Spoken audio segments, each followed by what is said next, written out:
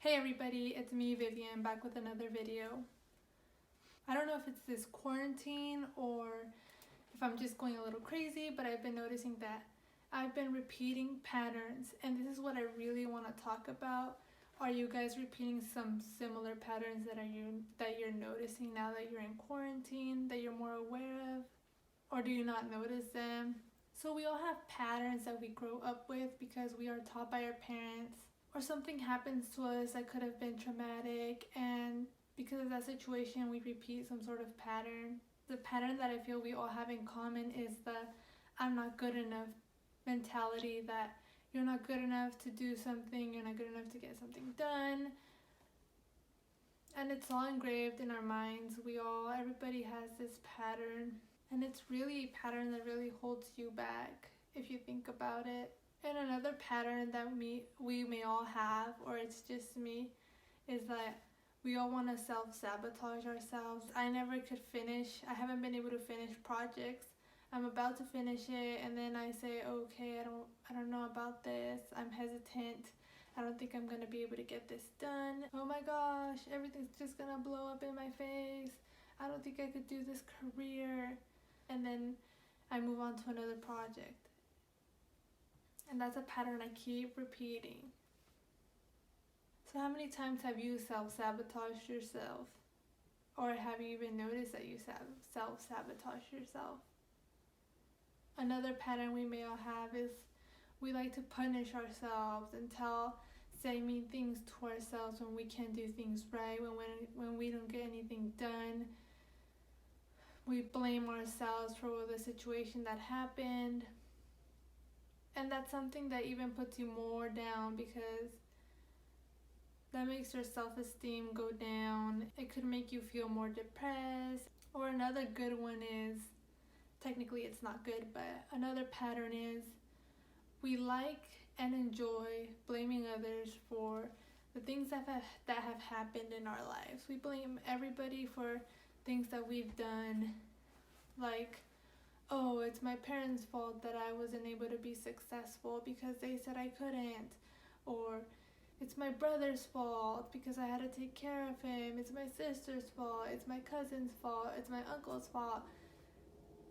It's always someone else's fault. Why? Because you don't want to take responsibility, and you keep repeating this blaming pattern, blaming everybody for your mistakes.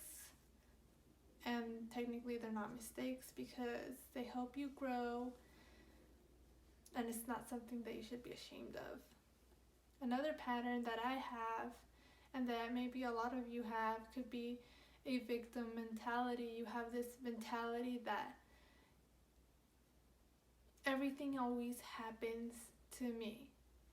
I remember in my past I would always say that, oh my gosh, everything always happens to me, bad things always happen to me, and nothing good ever happens to me. But that really doesn't help you at all, because you're just attracting more bad things. And people do this a lot. I don't have money. I wasn't meant to have money. I was always meant to be broke. I was always meant to be in this state of not having anything.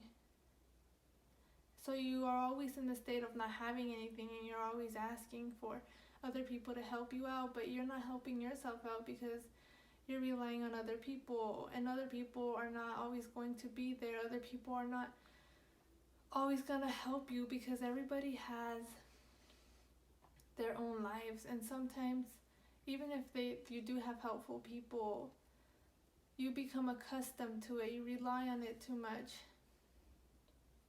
What if one day you don't have them anymore? What are you going to do? And honestly, sometimes, like all these patterns that I mentioned, I never knew that I had them until I really focused on them, because you don't think that you have any sort of pattern that you do or habit, but it's there, and until you focus on it, you'll realize that, whoa, this is a pattern, and I keep doing this to myself. I'm holding myself back, and I'm not going to move forward until I work on this pattern, because people could always have these patterns until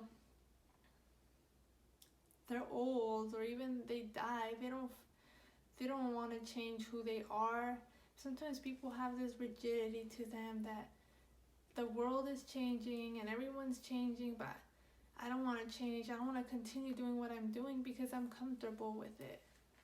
But you always have to ask yourself, is this pattern serving me? Or is this pattern not serving me? And if it's not, try and work on it. Because honestly, I still repeat these patterns. But I'm working on them. And here's another pattern. For instance, when you're little, it's an unconscious pattern.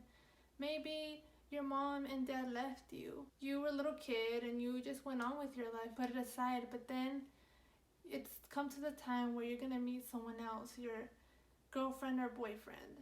So the pattern is you're a little more insecure about this relationship because you're afraid that they're going to leave you.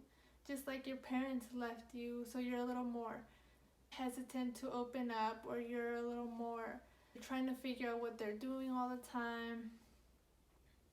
You want to know where they were, what they were doing.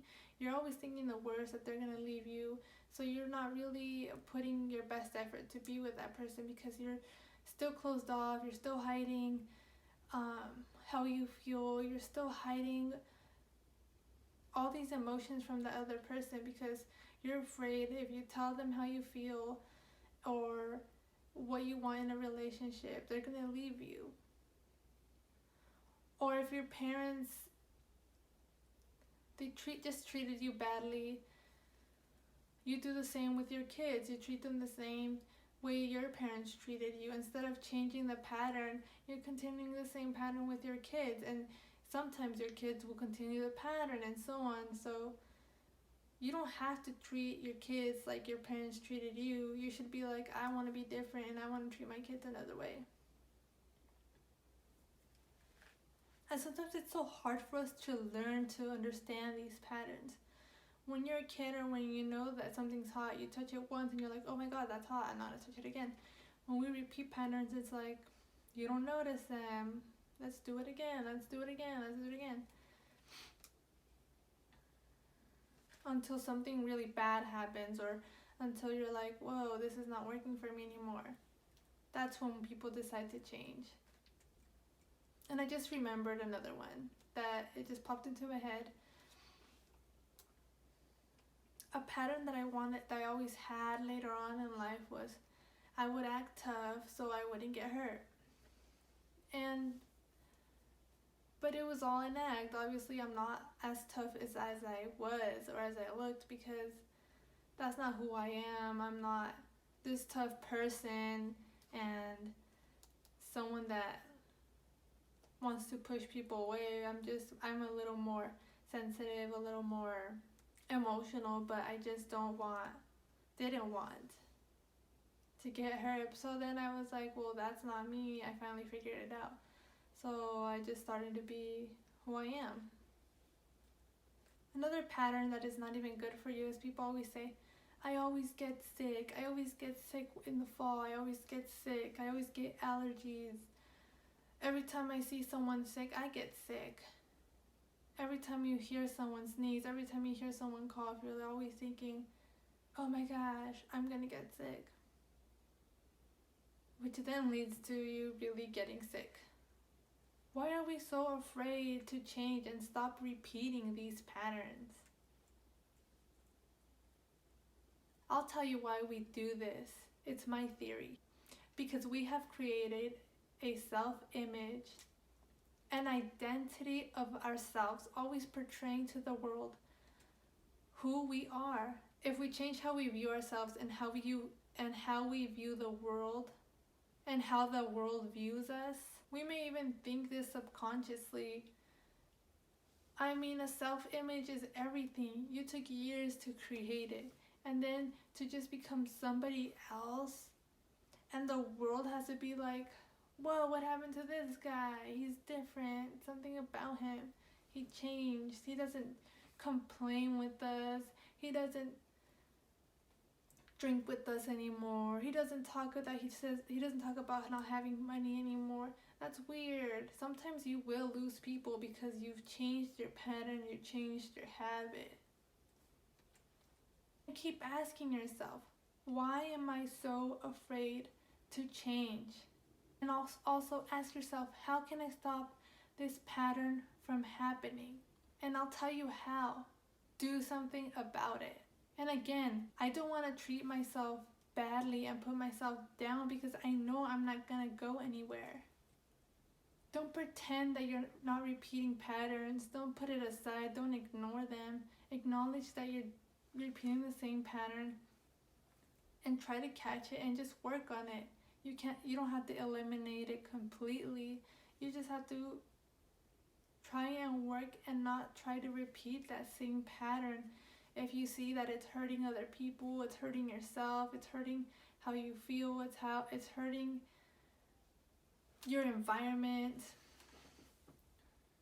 then really try it. You want to break the cycles. You want to get rid of the negative beliefs that were passed down from parent to child. Do you want your kids to repeat your cycles? Parents always tell kids, you gotta be better than me. It's too late for me, but not too late for you. It's like saying, oh, it's too late for me because I already have this pattern and I can't stop repeating it. But not for you. You're already new in the world. You could change. It's not true. That's just an excuse. You're making excuses for yourself. It's never too late for anybody. You're not too old. You're not too young. Stop making excuses and start making changes to break free from those cycles.